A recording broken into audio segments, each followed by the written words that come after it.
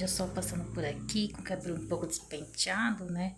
Tava pedalando, encerrei agora meu treino, meu leve treino, né? Mas enfim, ainda tô com os pontos da cirurgia, então eu tô pedalando pouco e não com tanta intensidade como eu gostaria, mas aos pouquinhos a gente vai melhorando. E, enfim, hoje, dia 20 de maio, fazem 5 anos que meu pai faleceu. E dá vontade de chorar ainda, né? A gente lembra. Minha mãe faz 18 anos já, ela fez dia 31 de janeiro, 18 anos que ela faleceu. E meu pai fez 5 anos hoje. Ambas foram de câncer, né? A minha mãe foi leucemia e meu pai foi câncer no estômago. E em ambas as situações foi muito sofrido para nossa família. A minha mãe, desde que ela descobriu a leucemia até o momento da morte dela, né? Foram 4 meses. Ela chegou a fazer quimioterapia, mas não foi muitas porque ela tinha problema de coração e aí teve outras complicações, precisou parar a quimio.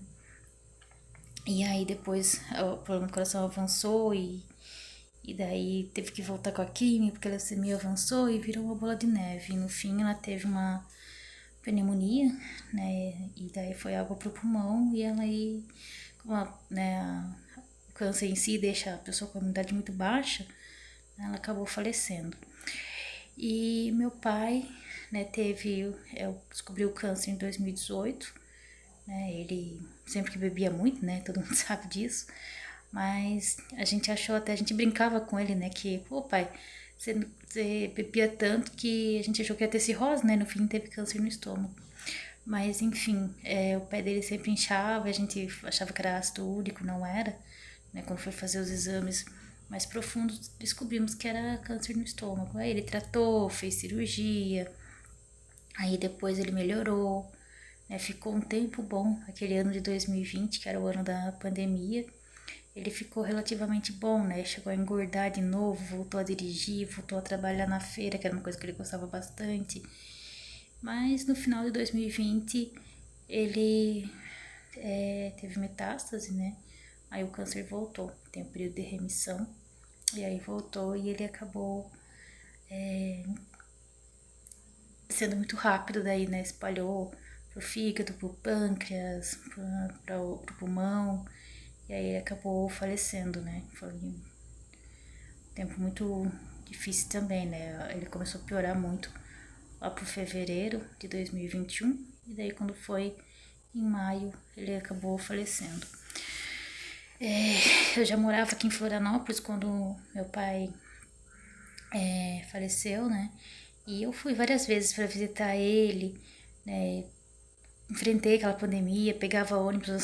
Eu lembro que uma vez eu fiquei 24 horas dentro do ônibus, porque daí não tinha que. Não dava certo os horários, não batia os horários, tinha que ficar 6 horas na rodoviária lá em Curitiba, esperar o próximo ônibus para São Paulo, ficar lá em São Paulo esperando o ônibus, né? Se fosse por São Paulo, ficar esperando o ônibus também até Capão Bonito, era bem complicado, assim, ir daqui para Capão Bonito para visitar meu pai, mas eu sempre fazia um esforço e ia, né, porque eu não estava trabalhando, né, e não me arrependo disso. Eu lembro quando eu quis ir para lá na Páscoa, meu pai ficou doente, daí ele foi internado lá em Jaú, né, e daí eu falei assim que ele for para Capão, eu vou lá visitar ele, né, porque em Jaú a gente não podia visitar ele, né, que Jaú é onde ficava o hospital fica, né, o Hospital Amaral do Carvalho, quando ele ficou internado, onde ele fez o tratamento dele. E aí quando ele deu uma pequena melhora que ele foi para casa, né, e daí eu resolvi ir para Capão. Mas enquanto eu estava no caminho, indo para Capão Bonito, chegando em Curitiba ainda, a minha irmã me avisou, minha irmã mais velha me avisou que o pai tinha sido internado de novo lá em Capão Bonito, que ele estava bem ruim. E aí eu falei, não, agora eu já tô no caminho, né, eu vou ver ele, e fiquei uma semana lá. Foi bom ter ido, né? Porque eu pude me despedir do meu pai, do meu tio também, do tio Paulo, que também tinha câncer no estômago.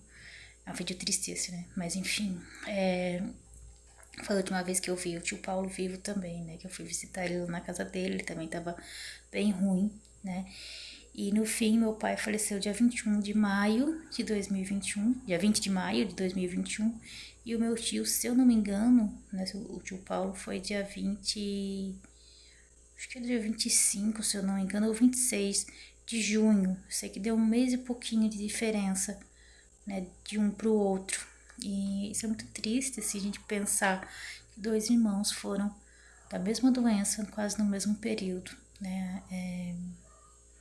A minha mãe teve leucemia, o tio Antônio também teve leucemia, mas a minha mãe faleceu em 2008 e o tio Antônio em 2004. E a gente começa a lembrar, são muitas histórias tristes, assim, dessa doença que afetaram a minha família, né? Também teve a tia Maria, que faleceu em 2023. A tia Maria também era irmã do meu pai, ela também foi de câncer no estômago. E meu avô, pai deles também, né? Era câncer de estômago, mas eu não cheguei a conhecer meu avô. Fora essas pessoas, né, que eu tô chorando de verdade, né? Não dá pra segurar. Também teve o meu primo Luiz Carlos, né? Que é filho do tio Antônio e da tia Helena, né? O Luiz Carlos, a gente chamava ele de Fio. Ele também teve leucemia, ele faleceu em 2013. E ele tinha a minha idade, nós estudamos juntos. A gente fisicamente era bem parecido até, né? E também foi de uma hora para outra, assim, que ele descobriu a leucemia e foi muito rápido. Ele era muito brincalhão, assim, sabe?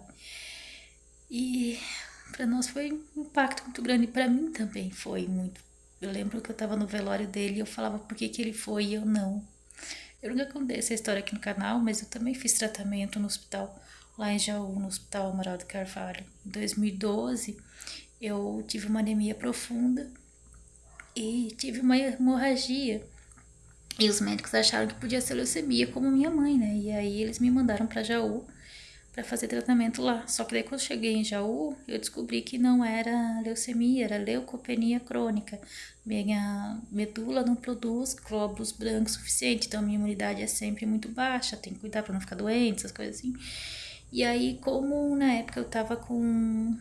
Eu tenho um ovário policístico, né? Ele desenvolveu um cisto no ovário muito grande e isso fez com que quando veio a minha menstruação, ela virou uma hemorragia e por isso foi alimentando esse cisto e, né, tirando todo o ferro do meu organismo e aí eu fiquei com uma anemia profunda e isso virou uma bola de neve, não sarava de jeito nenhum, mas graças a Deus eles conseguiram conter a hemorragia e daí consequentemente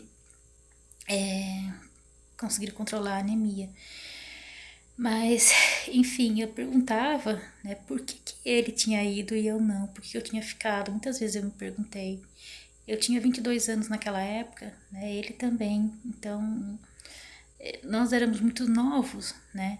O meu corpo reagiu, o dele não, né? E dele evoluiu para uma leucemia. Né? Não sei se foi porque eu fui atrás de atendimento, né, assim que eu comecei a perceber a hemorragia e tudo, né? Mas e a fraqueza, ou se é Deus, e eu acredito que seja. Né? Deus sabe todas as coisas, ninguém vai antes do tempo, nada acontece por acaso e acho que todos que vão para outro plano, né, que desencarnam, já cumpriram o propósito aqui na Terra e por isso que seguem sua jornada. E a gente que acaba tendo que lidar com essa saudade que fica e com a tristeza que é o peso dessa doença. Mas se ela existe, também deve ter um propósito. Nada acontece por acaso, né? Nada existe sem motivo nessa terra. E, enfim, o que eu posso dizer disso tudo é que hoje é um dia que eu lembro do meu pai, lembro do meu tio, da minha tia, dos meus primos, né, da minha mãe, não tem como. Também tenho alguns amigos que tiveram essa doença, né? A Nívia, que foi câncer de mama, se eu não me engano, depois passou pro pulmão. A Inês do Parício também, né, que teve câncer de mama, passou pro pulmão, pra garganta. Eu nunca esqueço da Inês falando isso lá em 2012, 2013, acho que foi 2013. Ela falando assim, ela teve câncer no peito direito, na mama direita em 2003. Em 2005 ela teve no esquerdo, ou vice-versa, não me lembro direito. E daí quando voltou, né, em 2013, voltou na garganta. E ela falou, agora eu não vou lutar mais. Ela desistiu e daí foi tão rápido. E eu fico triste porque ela passou 2 vezes por isso. Ela fez quimio 2 vezes, ela fez toda a radioterapia 2 vezes. E daí na terceira ela não quis mais, 10 anos depois. Ela tava cansada, ela se desmotivou. E é, assim, uma doença que judia tanto das pessoas, tanto de quem tá em volta, que se sente impotente. Ai, gente, eu não vou. Eu vou postar esse vídeo porque era pra ser uma homenagem ao meu pai, mas eu não consigo não ser autêntica. E fala das outras pessoas também que foram por causa dessa doença,